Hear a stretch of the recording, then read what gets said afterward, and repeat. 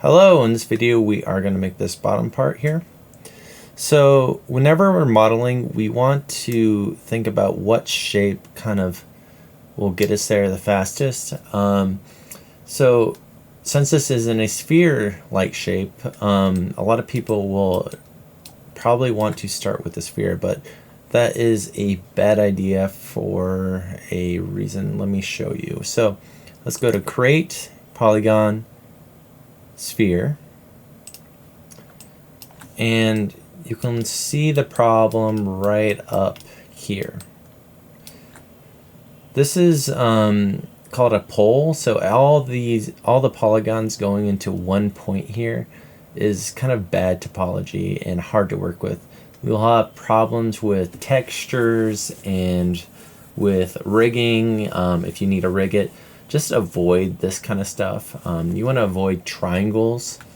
You, as much as possible, want to have quads, so faces that have 4 corners and 4 edges is kind of what you want. So I'm gonna delete this, but to get around this we can use a cube. So let's create a polygon cube, and I'm just gonna make it a little bigger. What we can do now is use smooth. So let's use our marking menu. So let's do shift right click and smooth. So this will subdivide your geometry. So now it has double the amount of geometry. It takes a face and makes it into 4.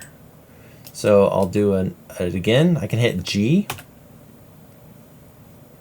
and that subdivided more. Now I have a sphere-like object. It's not a perfect sphere, but it will be good enough for most things. And I would highly suggest that you use this kind of thing instead of using the sphere that you just go over here and create polygon sphere. Don't use this one, use this one for most of the things that you need. So let's scale this. So I'm just scaling it into the general shape, and I'm going to make it a little bit wider. So I'm doing this kind of thing, and now I can go to the front and scale it this direction. Here we go, something like this. So that looks pretty good. And let's go back to the side, and you can see down here this line is flat. So what I'm gonna do is I'm gonna add an edge loop that goes through here, and then I'm gonna flatten it. So let's do that. Insert edge loop. And if I just do that, you see how it's not flowing, it's not beveling out to the shape of the sphere. And I want it to bevel out, so I'm going to undo it. And I'm going to go to the options of insert edge loop. There we go. And a useful thing they added here is insert with edge flow.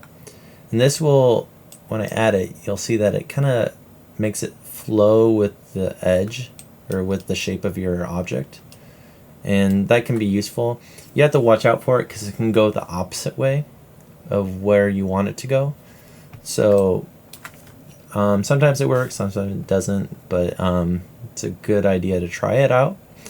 I'm going to keep it there, and then I'm going to select these faces.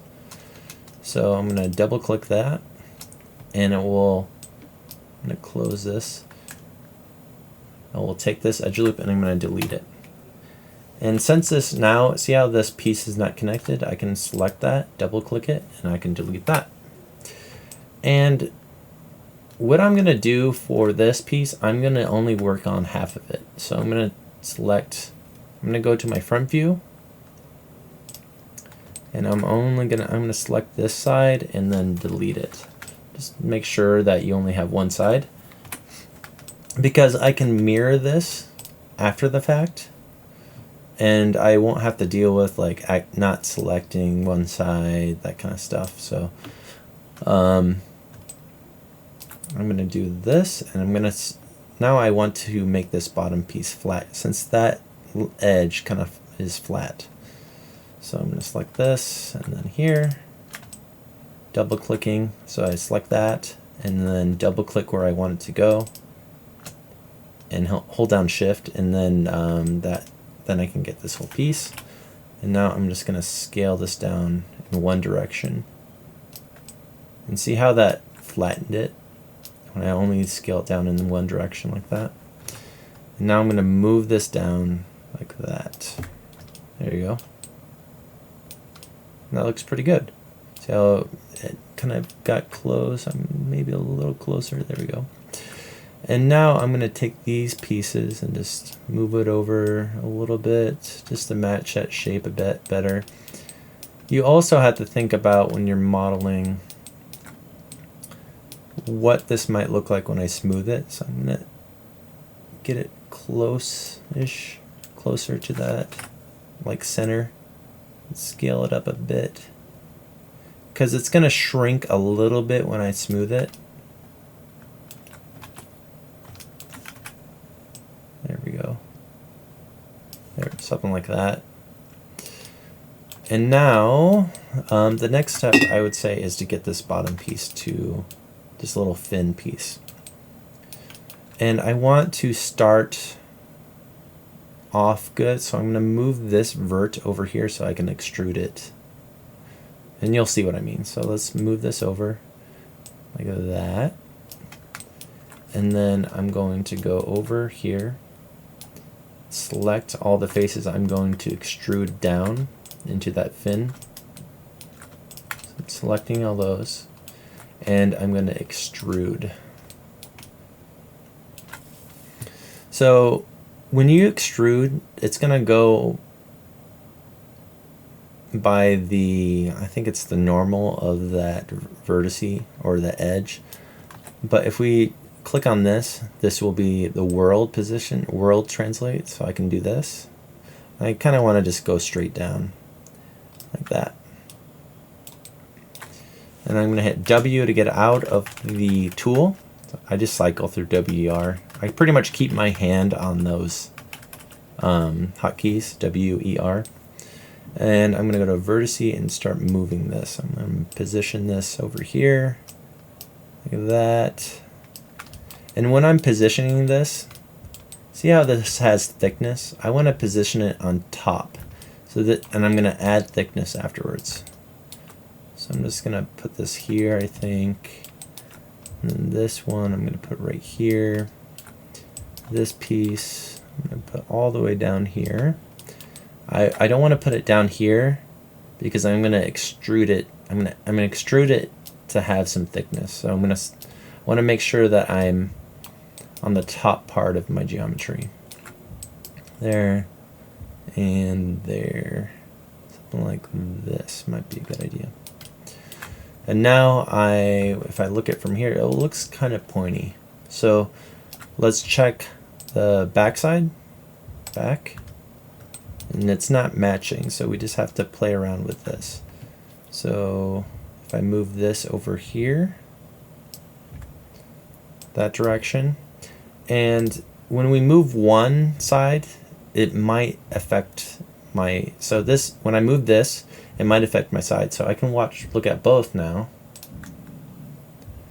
But if I move this towards the side camera, see how it's not changing my side? Because it's going towards the camera and not changing that silhouette in this direction. So I'm going to select this, move this back here is probably where it kind of goes. And then this piece I'm going to move up, something like that. So that is going to be pretty close, I believe. Let's check this. I think that's fine. And that looks good. So let's go over to perspective and just check to see if that rounding looks right. That looks good. All right. So the next part I might leave for the next video. We're going to work on the flow. All right, see you in the next video.